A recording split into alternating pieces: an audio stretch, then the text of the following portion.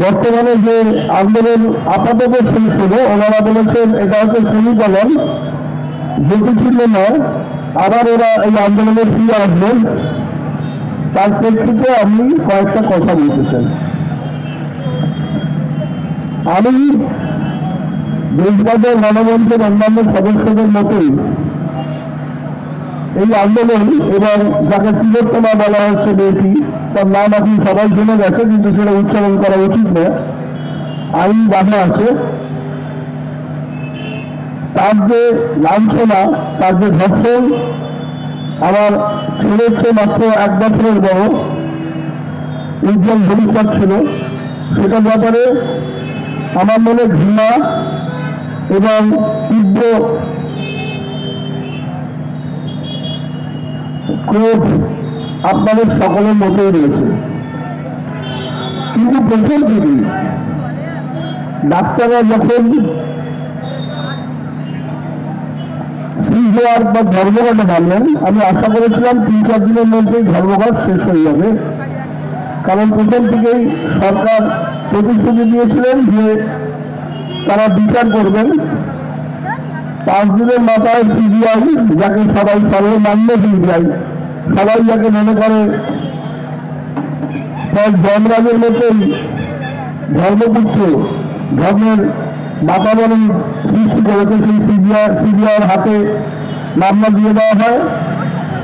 রাজ্য সরকার আপত্তি করেননি এবং সুপ্রিম কোর্ট সুয়ামতো সেই মামলা গ্রহণ করেন। কিন্তু তারপর দেখা গেল যে ধর্মঘট চলছে তো চলছেই। সেই 45 দিনের মাথায় দিয়ে এই ধর্মঘট শেষ হলো। শেষ মানে কি? শেষ হয়নি। ডাক্তাররা বলেছেন যে আমরা আবার ধর্মঘটে ফিরব, এবং সেই জন্য আমার অনেক জুনিয়র এবং আমার অনেক বন্ধু বান্ধবদের সঙ্গে আমার মতদ্বৈধ সৃষ্টি হয়েছে, এবং তারাও যে থ্রেড কালচারের বিরোধিতা করছেন, তারা ওই থ্রেড কালচারই করছেন। বাংলা ভাষায় একটা কথা আছে, কতটা খারাপ তাও বলছি, যে ঝিকে মেরে বউকে শেখানো। তারা তাই করছেন, গরিব মানুষকে কষ্ট দিয়ে, যাদের কর্পোরেট হসপিটালে, আমরি, রুবি এইসব হসপিটালে যাওয়ার ক্ষমতা নেই, আপনাদের এখানে নারায়ণা এইসবগুলো যাদের যাওয়ার ক্ষমতা নেই, তাদের সাহায্য করছেন, সাধারণ মানুষকে সাহায্য করছেন। সরকারের সঙ্গে তাদের যে সংঘর্ষ, পশ্চিমবঙ্গ সরকারের সঙ্গে, সেই সংঘর্ষের একটা প্রতিশোধ হিসেবে। অথচ সরকারের সঙ্গে সংঘর্ষ হওয়ার কোনো কারণ নেই, কারণ সরকার প্রথম দিন থেকেই তারা যা যা বলেছেন, যে যে বিচার সংস্থার হাতে মামলা তুলে দিতে বলেছেন, তারা তাই করেছেন, সরকার তাই করেছেন।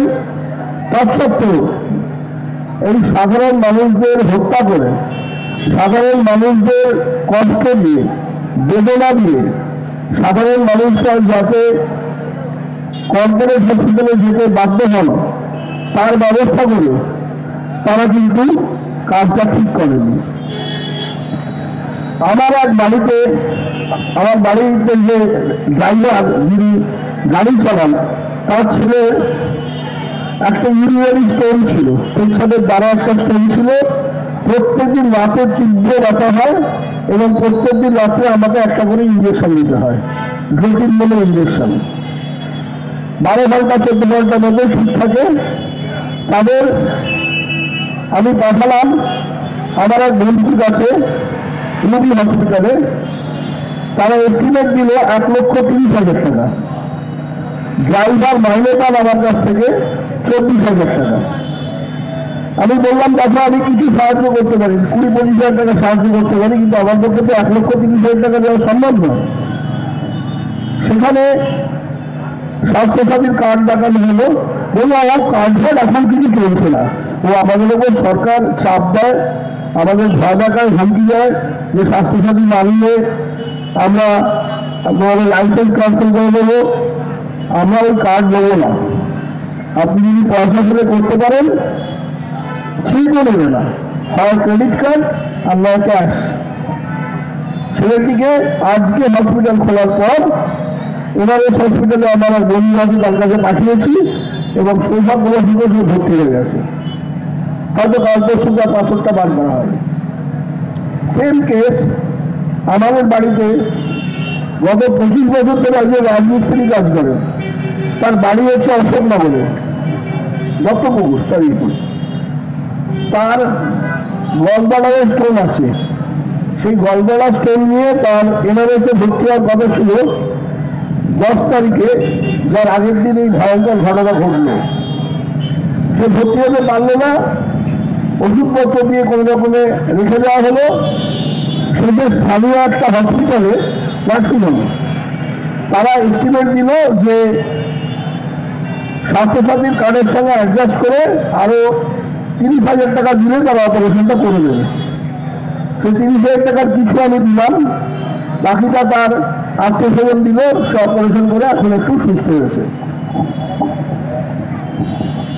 দীর্ঘ তালিকা বেরিয়েছে।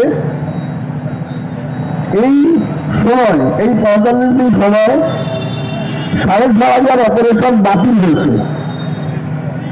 2,000 চোখের অপারেশন বাতিল হয়েছে। প্রত্যেক দিন আউটডোরে আড়াইওর নাম আপনারা শুনেছেন কিনা জানি না। আড়াইও হচ্ছে গভর্নমেন্টের সবচেয়ে ভালো চোখের ইনস্টিটিউট, যেটা মেডিকেল কলেজে আছে। আড়াইওতে প্রতিদিন 1000 থেকে 1200 করে প্রতিদিন হতো। তাদের একটা অপারেশন, চোখে ইঞ্জুরি হয়েছে, সেই চোখ ফেটে গেছে, এই সমস্ত। সেইটা নেমে এসছে 45 থেকে 50টা। আমি আজগুবি কথা বলছি না, আমার পকেটে কাগজ আছে, আপনারা কাগজ থেকে দেখে নিতে পারেন। চোখের 5,000 অপারেশন হয়নি, 42 দিন কর্মবিরতির জেল। তার কারণ হচ্ছে যে আড়াইওতে সব মিলিয়ে প্রায় 250 ডাক্তার কাজ করেন, তার মধ্যে ডাক্তারের সংখ্যা এসে দাঁড়িয়েছে 42 জনে, মানে এই পিরিয়ডে। এবং এর মধ্যে অনেক কিছু আছে যেগুলো ডাক্তাররাই করেন, মানে জুনিয়র ডাক্তাররা, সিনিয়র ডাক্তাররা করেন না। এইভাবে আমরা একটা প্রেস কনফারেন্স করেছিলাম, যাতে বিভিন্ন পরিবারের যে 23 জন মারা গেছেন চিকিৎসা না পেয়ে, তাদের মধ্যে 6টি পরিবারের ছেলেমেয়েরা, এই 6টি পরিবারের বাবা মা বা তার সন্তান তারা এসেছিল এবং তারা বলেছিল কি নির্মমভাবে হসপিটালে যাওয়া সত্ত্বেও তাদের ফেলে রেখে তাদের কোনো চিকিৎসা করা হয়নি। সেই তালিকা আমাদের রাজ্য সরকারের যিনি অ্যাডভোকেট কপিল সিবাল তিনি সাবমিট করেছেন।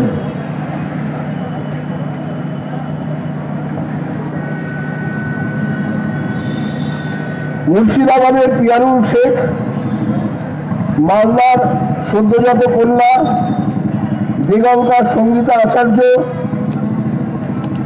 মিনতি বিশ্বাস, কলকাতার ছন্দা দেবী, কোন্নগরের বিক্রম ভট্টাচার্য, এরা সবাই হসপিটালে গিয়ে চিকিৎসা না পেয়ে মারা গেছেন। বিক্রম ভট্টাচার্যের মা এসেছিলেন, কাঁদছিলেন। একটা পেন ওনার তার ছেলের পায়ের উপর দিয়ে চলে যায়, আর্জি করে নিয়ে যান, ঝামলার মতো রক্ত পড়ছিল। সেই রক্ত থামাবার জন্য কোনো ডাক্তার খুঁজে পাওয়া যায়।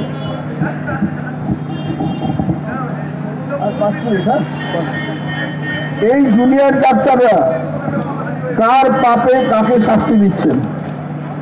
ধরে নিন রাজ্য সরকার পাপ করেছেন, ধরে নিন মমতা ব্যানার্জি পাপ করেছেন, ধরে নিন মমতা ব্যানার্জিকে সমর্থন করে আমরা পাপ করেছি।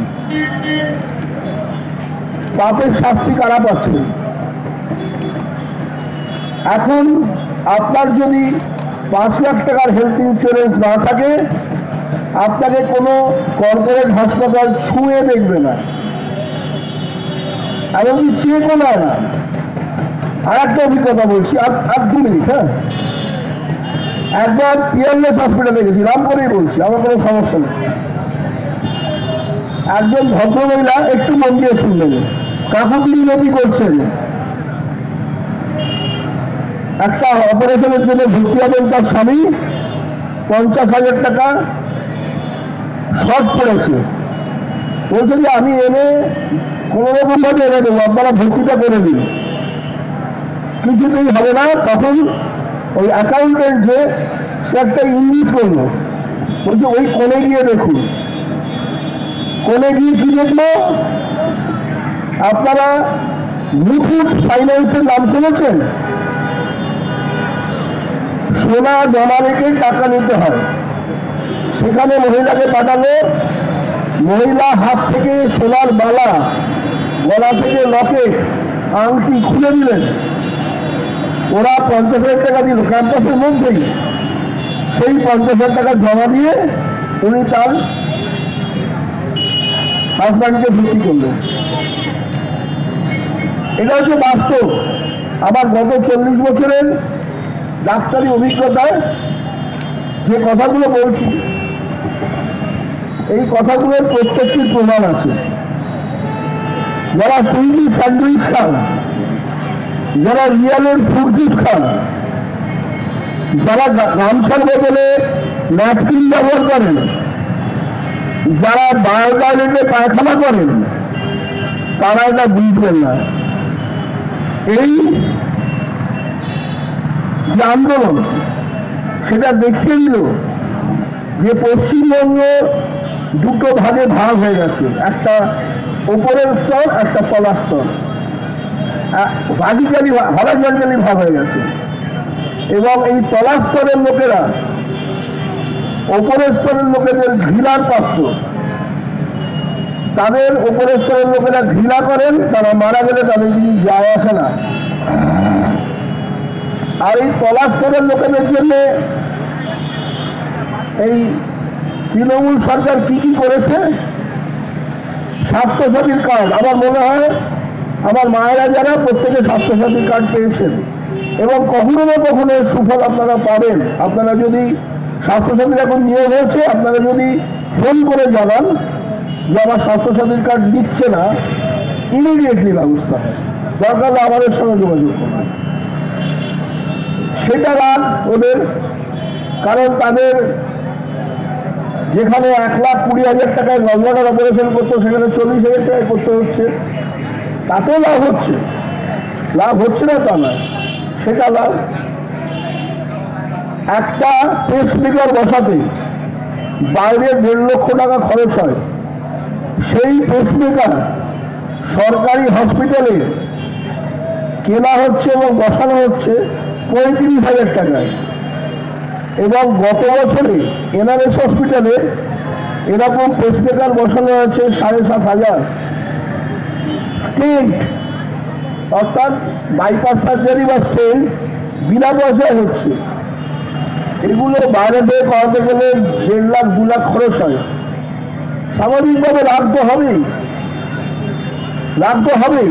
যারা কর্পোরেট হসপিটাল এবং যারা, যেটা বললেন আমার আগের বক্তা, যারা বিনা পয়সায় বিশ্বভ্রমণ করে বেড়ান, ওষুধের কমিশন খান, না না, এই ল্যাবরেটরি থেকে টেস্ট না করালে চলবে না, ওইটা থেকেই করাতে হবে, তাহলে আমি আপনাকে দেখবো না।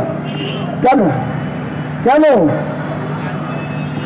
তারা রেগে যাবেন? এটাই স্বাভাবিক।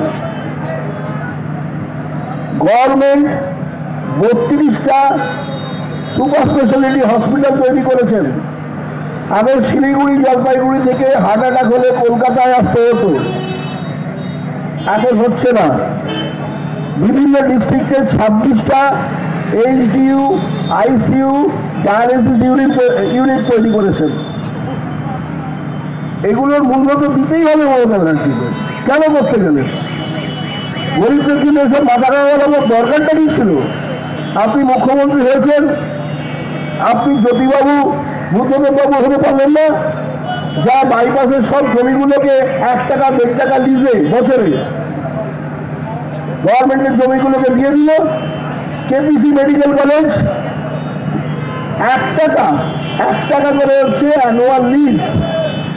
এবারে এমবিবিএস ভর্তি করতে 1,20,00,000 টাকা নিয়েছে। আর দীর্ঘ করবো না, আপনাদের ঠিক করতে হবে আপনারা কার পক্ষে থাকবেন। আপনারা আত্মহত্যা করবেন না আপনারা তৃণমূলের প্রচুর দোষ আছে। আমি বলছি আমি তৃণমূলের সদস্য নই, প্রচুর দোষ আছে, নানা দুর্নীতির অভিযোগ আছে, দাদাগিরি আছে, পাড়ায় সব আছে। কিন্তু ওভারঅল সব কিছুর মধ্যে আপনারা বিবেচনা করুন যে কাদের সঙ্গে কাদের লড়াই হচ্ছে।